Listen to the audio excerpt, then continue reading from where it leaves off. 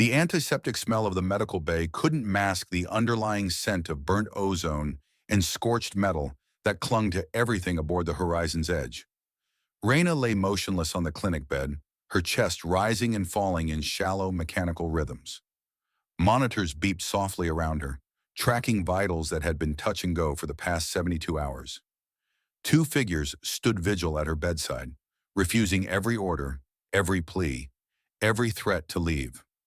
Soren paced near the foot of the bed, his crystalline carapace reflecting the cold blue light of the medical equipment.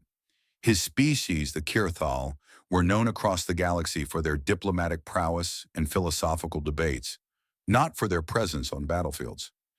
Yet here he was, his translator implant clicking softly as he muttered prayers in his native tongue.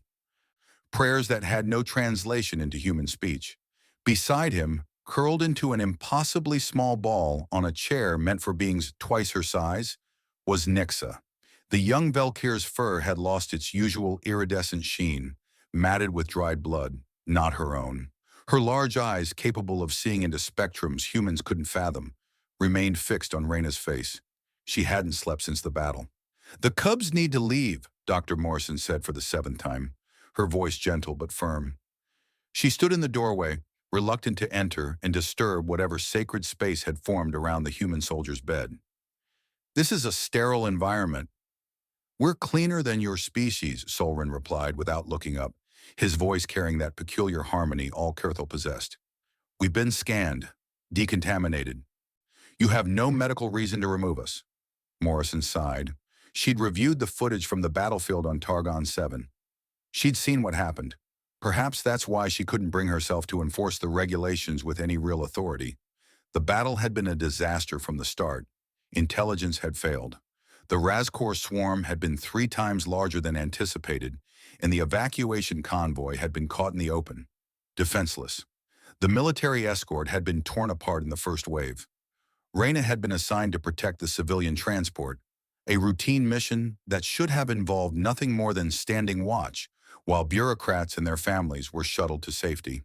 Among those civilians were refugee children from a dozen species, younglings whose worlds had already been consumed by the swarm. When the Razkor descended, Raina hadn't retreated to the fortified positions. She'd gone forward. The helmet cam footage showed her charging into the nightmare, her exosuit's servos screaming as she pushed the machinery beyond its design limits. She grabbed Solrin, then just another terrified youngling philosopher in training, and thrown him toward the transport with enough force to crack 2 of his dorsal plates. She'd scooped up Nixa and 4 others, using her own body as a shield when the Razkor's acid projectiles began to rain down. The aliens in the transport had watched in horror as this human, this supposedly fragile species from a backwater world, had stood in the center of the killing field. She'd fired her rifle until it melted, then switched to her sidearm. When that ran dry, she'd used the weapon as a club. When the club broke, she'd used her armored fists. The Razkor had torn through her exosuit like paper. The armor's integrity had failed in 17 places. But by then, every single youngling had made it to the transport. By then, reinforcements had arrived. By then, Raina had collapsed into a pool of her own blood, having bought exactly 4 minutes and 37 seconds of time. "She called us her cubs," Nixa whispered suddenly, her voice barely audible. It was the first time she'd spoken in 2 days. "When she grabbed me, she said, 'I've got you, cub. You're safe now.'" Solrin's pacing stopped. "Humans use that term for their young." "I know." Nixa's ears flattened against her skull. "My translator told me. She saw us as children, as her children." Dr. Morrison felt something catch in her throat.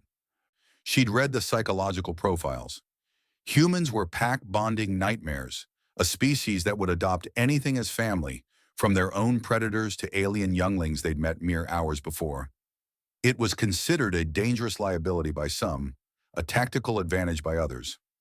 Right now, watching 2 young aliens refuse to leave the bedside of a woman who'd nearly died for them, Morrison couldn't decide which assessment was correct. "The interesting thing about humans," Solrin said, his harmonic voice taking on a lecturing quality, "is their concept of mama bear syndrome. I researched it after—" he gestured vaguely at Raina. On Earth, there's a creature called a bear. Normally peaceful, even timid, but if you threaten their young, they become the most dangerous thing in the forest. She's not our mother, Nixa said. No, Soren agreed, but she decided we were her responsibility. And humans, he paused, searching for words. Humans don't abandon their responsibilities, even when logic dictates they should, even when survival demands it. The monitors beeped steadily. Raina's eyelids flickered. Dr. Morrison stepped forward, medical instincts overriding everything else. She's waking up. Both younglings moved faster than Morrison had thought possible, pressing close to the bed, but careful not to jostle any of the medical equipment. Nix's small hand found Raina's, while Solrin's crystalline fingers hovered uncertainly before settling gently on her shoulder. Raina's eyes opened slowly, unfocused at first, then gradually sharpening. She looked at the two aliens beside her bed, confusion crossing her features before recognition dawned. "Hey, Cubs!" she rasped, her voice raw from the breathing tube that had been removed only hours before. You made it?" "We made it," Solrin confirmed, his voice cracking slightly. "Because of you." Raina's lips twitched into something that might have been a smile. "Good, that's good." Her eyes started to close again. "Rest," Nixa urged, squeezing her hand with surprising strength. "We'll be here. We're not leaving." "Regulations," Morrison started. "Can be updated," a new voice interrupted. Commander Chen stood in the doorway, his uniform still bearing scorch marks from the battle. "I'm authorizing extended visitation. These two have earned it." He looked at Raina, at the two younglings who transformed themselves into her personal guard, and shook his head in what might have been wonder or resignation. The other cubs have been asking about her too. There were 14 younglings on that transport. Every single one wants to visit. "She'll need rest," Morrison began. "She'll need to know they're safe," Chen corrected. "Trust me, Doctor. I've served with enough human soldiers to know. The fastest way to help her recover is to let her see that her cubs are all right." As if on cue, Raina's hand tightened around Nix's. Even unconscious, even barely clinging to life, some part of her knew. Some part of her was still standing watch. Solrin resumed his prayers and Nixa settled back into her vigil, and Dr. Morrison finally understood. This wasn't about regulations or proper medical procedure. This was about something older, something that transcended species and star systems. This was about family, and humans, bless their stubborn, self-sacrificing souls, didn't abandon family. Even when that family had scales, or fur, or crystalline carapaces, or had met them mere hours before the world turned into hell. The cubs would remain at their protector's bedside, and heaven help anyone who tried to move them.